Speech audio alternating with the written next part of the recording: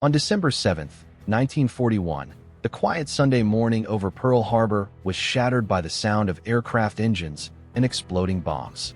Within minutes, battleships burned, sailors were trapped below decks, and the United States, still officially at peace, was suddenly at war.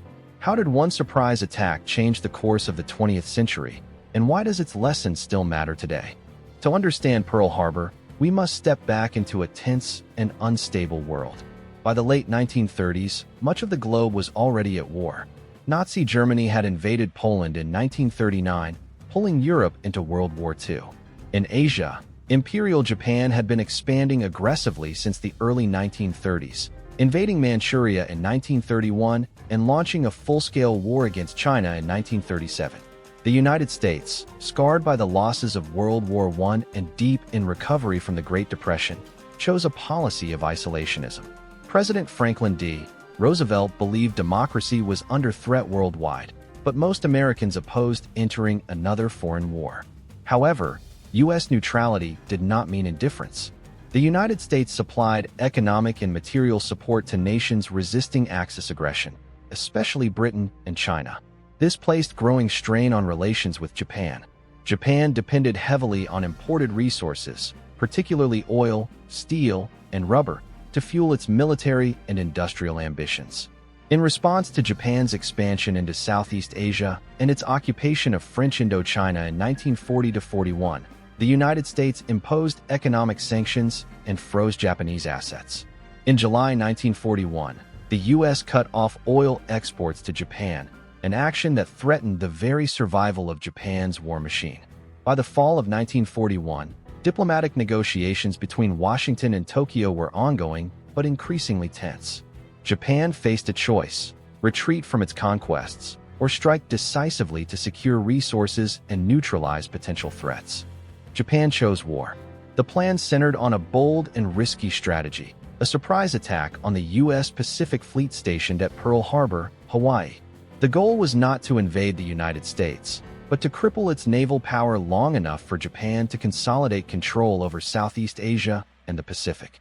The attack was masterminded by Admiral Isoroku Yamamoto, commander of Japan's combined fleet. Yamamoto understood America's industrial strength and warned that Japan could dominate for only a short time. Still, he believed a devastating initial blow might force the United States to negotiate. On November 26, 1941, a Japanese carrier strike force secretly departed northern Japan. It included 6 aircraft carriers, more than 400 aircraft, and dozens of escort ships. Maintaining strict radio silence, the fleet crossed the North Pacific undetected. Meanwhile, American forces at Pearl Harbor were on a peacetime footing. Though commanders were aware that war with Japan was possible, they did not expect an attack on Hawaii. Attention was focused instead on possible sabotage or attacks in the Philippines or Southeast Asia.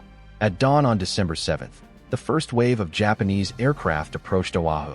At 7:48 a.m., the attack began. Dive bombers, torpedo planes, and fighters struck airfields and battleships almost simultaneously. The USS Arizona was hit by a bomb that detonated its forward ammunition magazine, killing 1,177 crewmen in seconds. The USS Oklahoma was struck by multiple torpedoes and capsized, trapping hundreds of sailors inside. The USS West Virginia, California, and Nevada were severely damaged.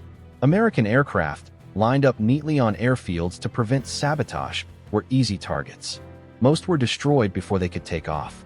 A second wave followed shortly after, targeting remaining ships, repair facilities, and airfields. By 9:45 a.m., the attack was over.